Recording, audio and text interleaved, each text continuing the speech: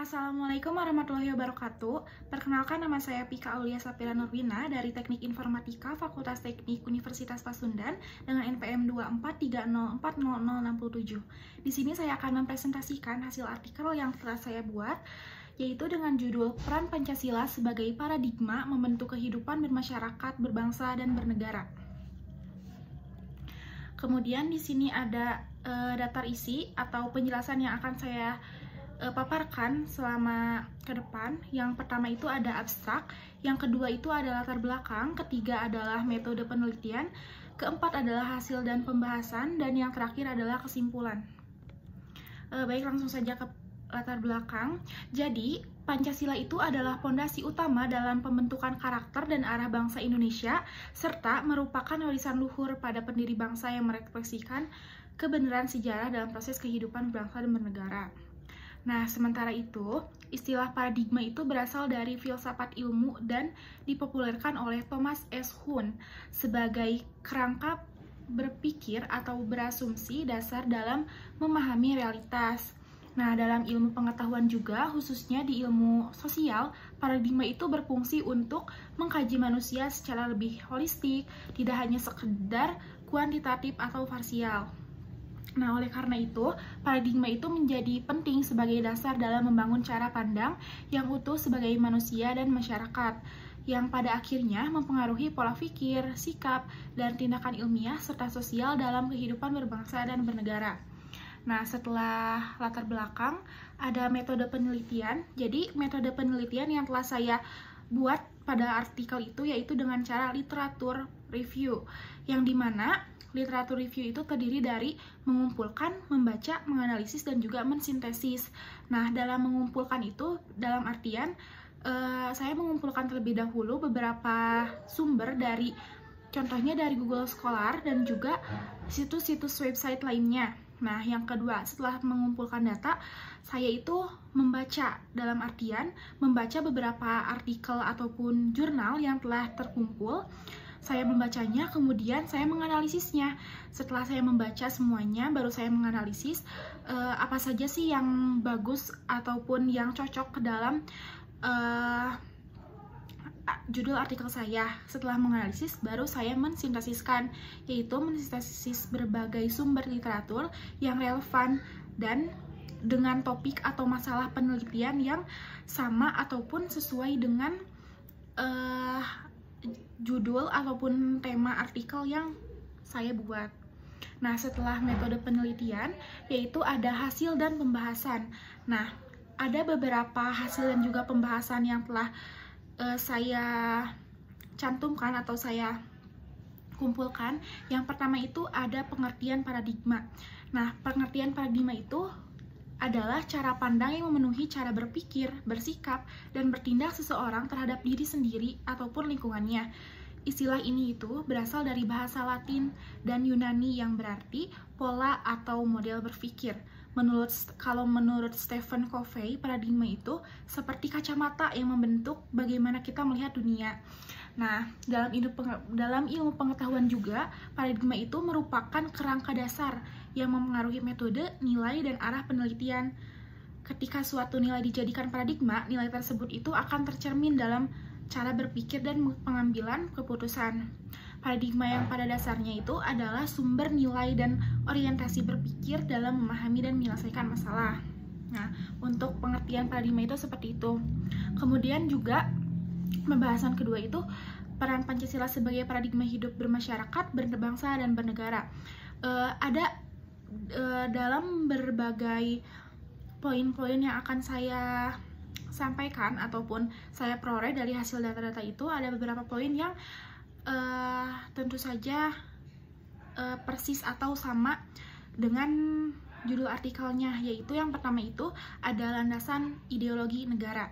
Nah, Pancasila itu menjadi pedoman utama dalam pembentukan kebijakan negara. Nilai-nilainya itu seperti keadilan sosial, persatuan, dan kemanusiaan yang membentuk dasar moral dan etika dalam pemerintahan. Setiap keputusan harus selaras dengan Pancasila untuk mewujudkan masyarakat adil dan sejahtera. Kemudian, Pancasila juga itu menjaga kestabilitasan negara serta mencegah orientalisme sehingga tetap relevan sebagai fondasi kehidupan berbangsa bernegara. Jadi, Pancasila itu memang sangat berperan atau sangat berperan untuk landasan ideologi negara karena ya sangat relevan sebagai fondasi kehidupan berbangsa dan bernegara. Kemudian, poin kedua itu saya ambil tentang pemersatu bangsa. Nah, dalam artian bahwa keberagaman agama, suku, ras, dan adat di Indonesia itu menjadi Pancasila sebagai landasan pemersatu bangsa. Nah, nilai-nilainya mampu meredam konflik dan menyatukan perbedaan.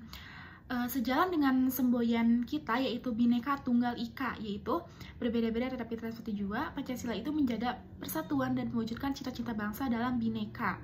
Nah, jadi tentu saja pemersatu bangsa itu kan ada hubungannya dengan Pancasila karena cita-cita bangsa itu dalam Bhinneka.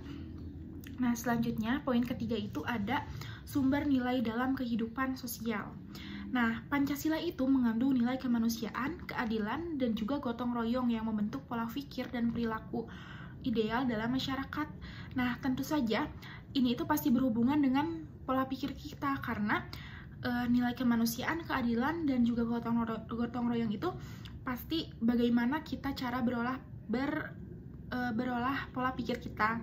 Nah, nilai-nilai itu tercermin dalam sikap saling menghormati, bermusyawarah, dan juga kerjasama sehingga menciptakan harmoni sosial dan memperkuat persatuan bangsa. Nah, kemudian ada poin keempat yaitu tentang panduan dalam sistem hukum dan pemerintahan.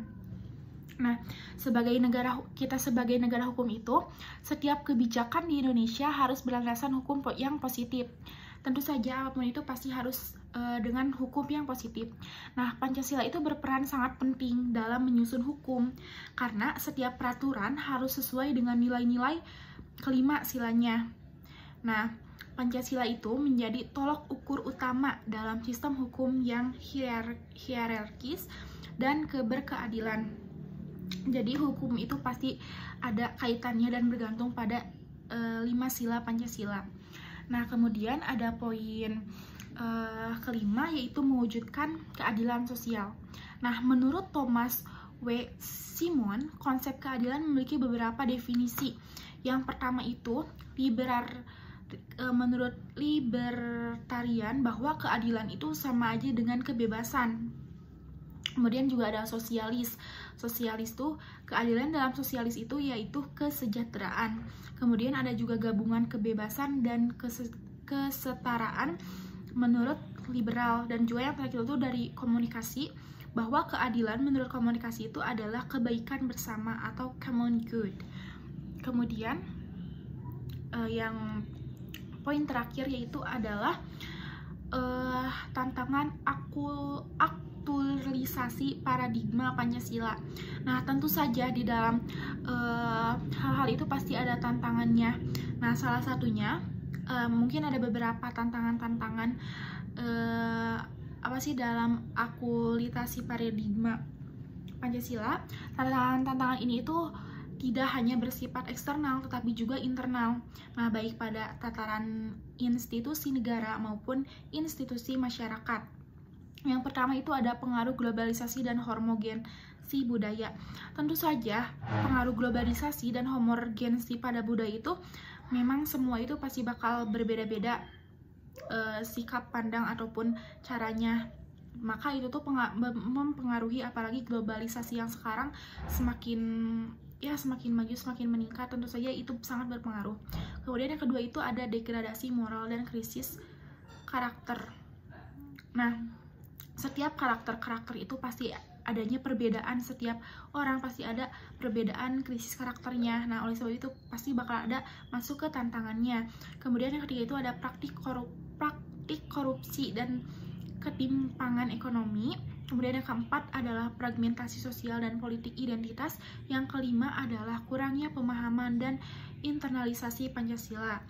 Nah, untuk hasil dan pembahasan itu mungkin itu saja dari beberapa poin yang telah saya kumpulkan, telah saya peroleh, bahwa hal-hal yang berhubungan dengan judul artikel saya adalah yang telah saya jelaskan tadi.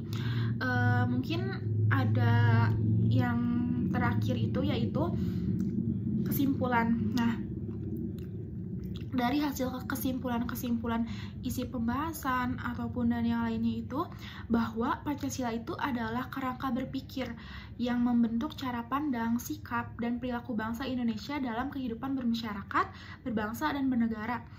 Sebagai dasar negara, ia menjadi sumber nilai dalam praktik sosial, hukum, politik, dan juga pemerintahan.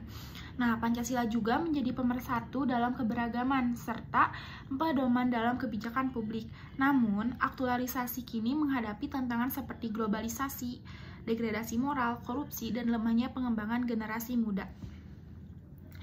Mungkin itu saja pembahasan dari artikel saya dengan judul Peran Pancasila sebagai Paradigma Membentuk Kehidupan Bermasyarakat, Berbangsa, dan Bernegara. Mohon maaf apabila banyak kesalahan dalam presentasi kali ini. Sekian dari saya. Wassalamualaikum warahmatullahi wabarakatuh.